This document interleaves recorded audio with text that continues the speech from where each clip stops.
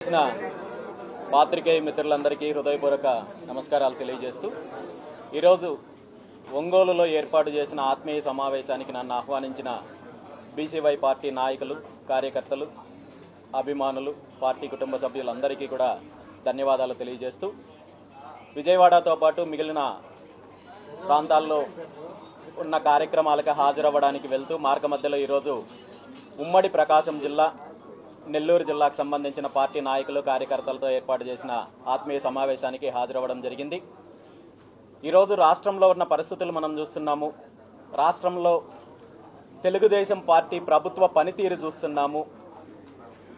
Telugu Desam party అధికారంలోకి వచ్చిన తర్వాత ముఖ్యమంత్రి చంద్రబాబు నాయుడు గారు బాధ్యతలు స్వీకరించిన తర్వాత ఈ పదవీ కాలంలో ఏ ఒక్క వర్గానికి న్యాయం చెయ్యకపోగా తనిచ్చిన హామీలను పూర్తి స్థాయిలో తుంగలో తొక్కి తన కొడుకుని ఈ రాష్ట్రాన్ని దోపిడీ చేయడానికి ఏర్పాటు చేసిన అవినీతి అనే ఒక ప్రైవేట్ లిమిటెడ్ కంపెనీకి సీఈఓగా నియమించి అన్ని మార్గాల ద్వారా, తనకున్న మార్గాలన్నింటి ద్వారా దోపిడీ చేసే ప్రయత్నము, అవినీతి చేసే ప్రయత్నం చేస్తున్నారు తప్ప ఈ రాష్ట్రంలో రైతులకు కానీ, యువతకు కానీ, ఉద్యోగస్తులకు కానీ, నిరుద్యోగ సమస్యలు తీర్చడంలో కానీ పూర్తిగా తెలుగుదేశం పార్టీ ప్రభుత్వము విఫలమైందనే చెప్పాలి.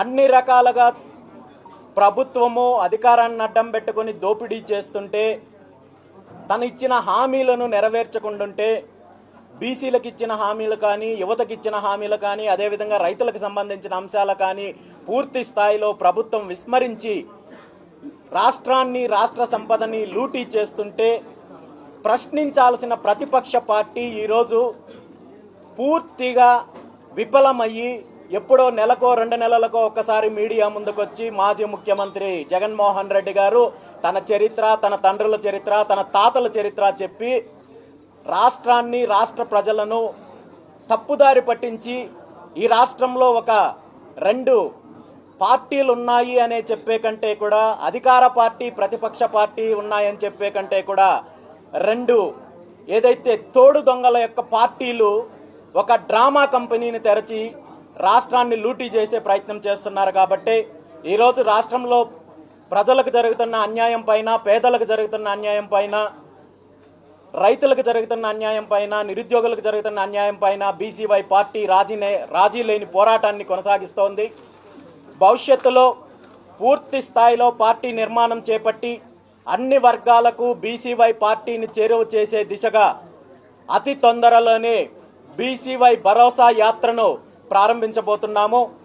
ఈ యాత్ర ద్వారా ఆంధ్రప్రదేశ్ రాష్ట్రంలో ఉన్న ప్రతి ఇంటికి బీసీవై పార్టీ యొక్క సిద్ధాంతాలు, ఆశయాలను చేర్చడంతో పాటు ఈ 2 పార్టీల యొక్క దోపిడీ వ్యవస్థను పూర్తి స్థాయిలో రూపుమాపడం కోసము బీసీవై పార్టీ కృషి చేస్తుందని చెప్పి తెలియజేస్తూ, మనం చూస్తున్నాము కొత్త విద్యా సంవత్సరం మొదలవుతోంది.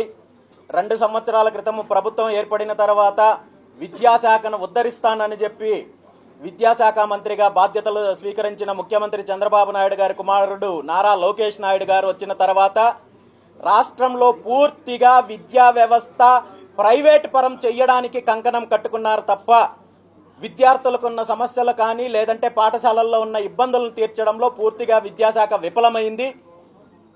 ప్రభుత్వ పాఠశాలల్లో చదువుకుంటూ గ్రామీణ ప్రాంతాల నుండి వచ్చిన విద్యార్థులు తన కష్టము, తన శ్రమ ద్వారా, తన నైపుణ్యం ద్వారా మార్కులు సాధిస్తే అది తన గొప్పతనం అని చెప్పి పేపర్లో అడ్వర్టైజ్మెంట్లు ఇచ్చుకునే నారా లోకేష్ నాయుడు గారు ఈరోజు రైట్ టు ఎడ్యుకేషన్ యాక్ట్, విద్యా హక్కు చట్టాన్ని అమలు చేయకుండా ప్రైవేటు విద్యా సంస్థల నుండి వాళ్ళ ఇచ్చే లంచాలకు, వాళ్ళ ద్వారా పూర్తి స్థాయిలో అవినీతికి పాల్పడుతున్నారనేది స్పష్టంగా కనబడుతోంది. ఈ సందర్భంగా బీసీవై పార్టీ ఒకటే డిమాండ్ చేస్తోంది, వచ్చే విద్యా సంవత్సరం నుండి అయినా నిజంగా మీకు చిత్తశుద్ధి ఉంటే, నిజంగా విద్యాశాఖను గాడిలో పెట్టాలి, విద్యాశాఖను ప్రక్షాళన చేయాలి అని అనుకుంటే మీరు విద్యా హక్కు చట్టాన్ని అమలు చేయండి. ప్రతి ప్రైవేటు విద్యా సంస్థలో కూడా 25% పేద విద్యార్థులకు ఉచితంగా సీట్లు కేటాయించేలా చర్యలు తీసుకోండి. అదేవిధంగా ప్రైవేటు విద్యా సంస్థలు చేస్తున్న ఫీజుల దోపిడీ, డొనేషన్ల దోపిడీని అరికట్టి ప్రతి విద్యా సంస్థ కూడా వాళ్ళు వసూలు చేస్తున్న ఫీజులను బహిరంగపరిచేలా చర్యలు తీసుకోండి. అదేవిధంగా టీచర్ విద్యార్థి రేషియో నిష్పత్తిని ఖచ్చితంగా పాటింపజేసే విధంగా, అదేవిధంగా ముఖ్యంగా మీ ప్రభుత్వంలో భాగస్వామిగా ఉంటున్న కొంతమంది మంత్రులు ఆధ్వర్యంలో నడుస్తున్న విద్యా సంస్థల్లో చాలా బ్రాంచ్లకు పర్మిషన్స్ లేకుండా నడిపిస్తున్నారు. వాటన్నింటిపైన కూడా చర్యలు తీసుకొని మీ చిత్తశుద్ధిని నిరూపించుకోండి. అంతేగాని కేవలం ప్రకటనలకు మాత్రమే పరిమితమయ్యి మీరు ప్రైవేటు విద్యా సంస్థల నుండి డొనేషన్ల రూపంలో, లంచాల రూపంలో అవినీతి చేయడానికి ప్రయత్నిస్తే మాత్రం ఖచ్చితంగా బీసీవై పార్టీ పోరాటం చేస్తుంది. వచ్చే సోమవారం రోజు రాష్ట్రంలో ఉన్న అన్ని డిఈఓ ఆఫీసులు, అదేవిధంగా అన్ని కలెక్టరేట్ ఆఫీసులకు వెళ్ళి కలెక్టర్లకు వినతి పత్రం సమర్పిస్తున్నాము. అప్పటికి కూడా ఈ చర్యలు తీసుకోనట్టయితే ఖచ్చితంగా భవిష్యత్తులో బీసీవై పార్టీ పోరాటం చేయడానికి సిద్ధంగా ఉంది.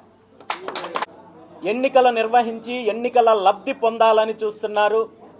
ఒక పక్క కులగణన పూర్తి కాకుండానే, సమగ్ర కులగణన పూర్తి చేపట్టకుండానే, రిజర్వేషన్ల అంశం ఖరారు కాకుండానే స్థానిక సంస్థల ఎన్నికలు, మున్సిపాలిటీ ఎన్నికలకు వెళ్లే ఆలోచనలో ఉన్నారు. దీనిని బీసీవై పార్టీ పూర్తి స్థాయిలో వ్యతిరేకిస్తోంది. ఖచ్చితంగా సమగ్ర కులగణన చేపట్టి ఈ రాష్ట్రంలో బీసీలకు రిజర్వేషన్లకు సంబంధించిన అంశాన్ని నిర్ణయించిన తర్వాతే ఏ ఎన్నికైనా జరపాలని చెప్పి ఇప్పటికే అనేక రకాలుగా పోరాటం చేస్తున్నాము. దీనిపైన న్యాయస్థానంలో కూడా పోరాటం చేయడానికి బీసీవై పార్టీ సిద్ధంగా ఉంది. ఏది ఏమైనా ఈ రాష్ట్రంలో ఉన్న అధికార ప్రతిపక్ష పార్టీల యొక్క నిజస్వరూపాన్ని ప్రజలకు వివరించి భవిష్యత్తులో ప్రత్యామ్నాయ రాజకీయం దిశగా బీసీవై పార్టీ ప్రయాణం కొనసాగుతుంది. ఈ రాష్ట్రంలో అధికారం దిశగా బీసీవై పార్టీ కొనసాగుతుంది. త్వరలో బీసీవై పార్టీ చేపట్టే బీసీవై భరోసా యాత్ర ద్వారా ఈ రాష్ట్రంలో ఉన్న ప్రతి వర్గానికి బీసీవై పార్టీని చేరవేసే దిశగా ప్రయాణం కొనసాగుతుందని చెప్పి తెలియజేస్తూ ఈరోజు ఈ కార్యక్రమం ఏర్పాటు చేసిన పెద్దలందరికీ కూడా ధన్యవాదాలు తెలియజేస్తూ సెలవు తీసుకుంటున్నాను. Thank you. బలవంతంగా లాక్కొని కార్పొరేట్ కంపెనీలకు, వీళ్ళ బినామీలకు అప్పజెప్పడానికి చూపిస్తున్న శ్రద్ధ ప్రభుత్వానికి కానీ, ముఖ్యమంత్రి చంద్రబాబు నాయుడు గారికి కానీ, రైతులకు మద్దతు ధర కల్పించడంలో కానీ, లేదంటే సరైన వ్యవసాయ విధానాన్ని అమలు చేయడంలో కానీ ఏమాత్రం లేదనే చెప్పాలి. ఈరోజు 2 రోజుల్లో మనకు రోహిణి కార్తీ కూడా మొదలవుతోంది, ఖరీఫ్ సీజన్ మొదలవుతోంది. ఇప్పటి వరకు ఖరీఫ్ పంటకు సంబంధించిన ప్రణాళిక ప్రభుత్వం విడుదల చేయలేదంటే ప్రభుత్వానికి వ్యవసాయం పైన ఉన్న చిత్తశుద్ధి ఏంటంటే అర్థమవుతోంది. ఏదో ఒక రకంగా వ్యవసాయ రంగాన్ని నిర్వీర్యం చేసి భూములలో లాక్కొని వీళ్ళ బినామీలకు, వీళ్ళ దోపిడీకి అవకాశంగా మలుచుకుంటున్నారు తప్ప వ్యవసాయ రంగం పైన ఏమాత్రం కృషి చేయడం లేదు. భవిష్యత్తులో రైతులకు సంబంధించిన సమస్యలపైన బీసీవై పార్టీ పూర్తి స్థాయిలో పోరాటం చేయడానికి సిద్ధంగా ఉంది.